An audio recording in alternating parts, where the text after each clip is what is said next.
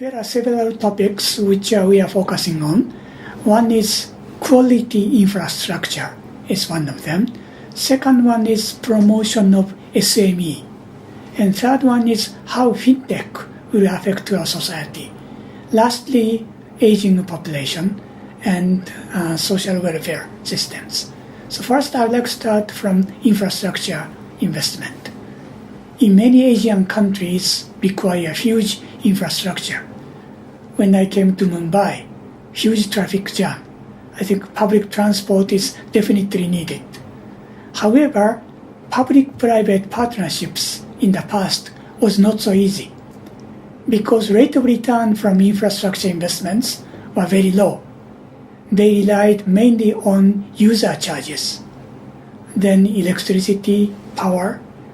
User charges has to be very much regulated because it's a necessary goods.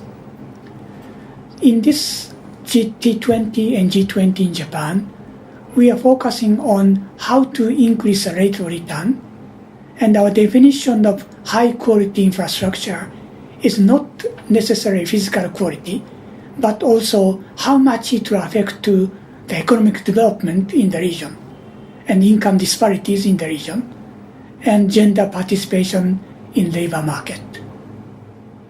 If economic growth has been achieved by infrastructure, then property tax will go up, income tax, sales tax, all goes up.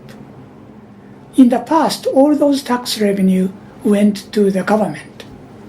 But if part of those tax revenues are returned to infrastructure investors and infrastructure investors, then the rate of return would have been much bigger. Secondly, how fintech will affect to the society. Fintech, of course, can affect to efficiency and utilization of financial services, but also it affects to how the job can be created. Many females can work at home, then they don't have to commute to the factories or business offices. And even the education can be improved. Those who are in rural area. Mobile phone is already penetrated in many Asian countries. Then good teacher can provide best lecture through mobile network. Then everybody can learn a lot without being able to go to school.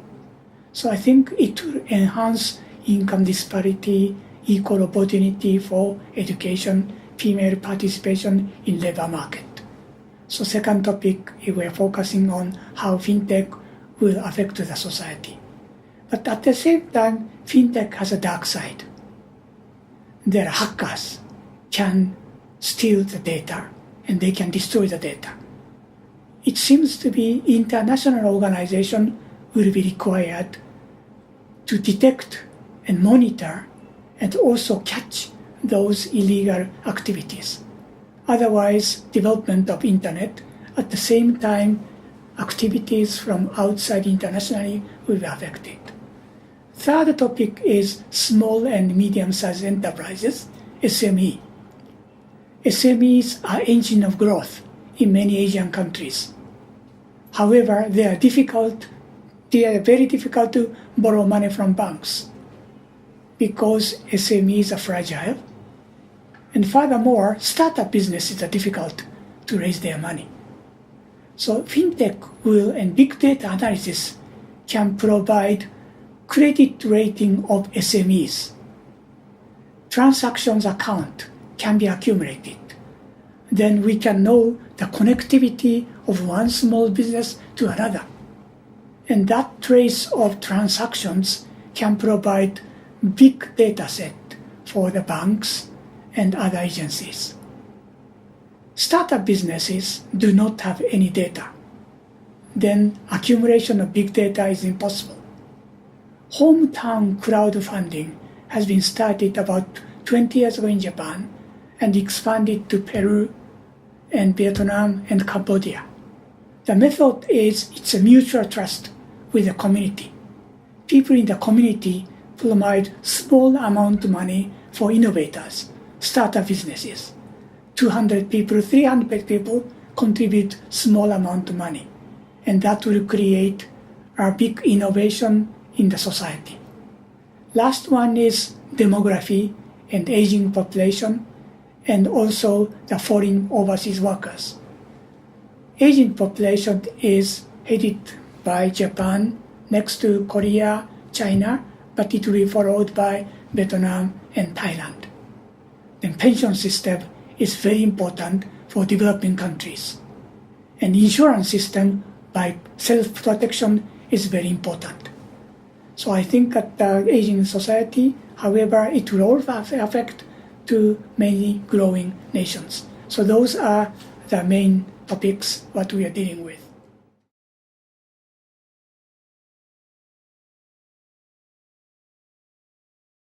I think India, many people are very much well-talented, and financial technology will affect a lot. And in India, female promotion and gender equality is very important. So I think fintech industries will create big changes in education and workforces and financial industries. So I think that can be contributed by India a lot. Secondly, public-private partnerships have been going on in India. Some of them into failure, some of them are in success. So how to finance infrastructure?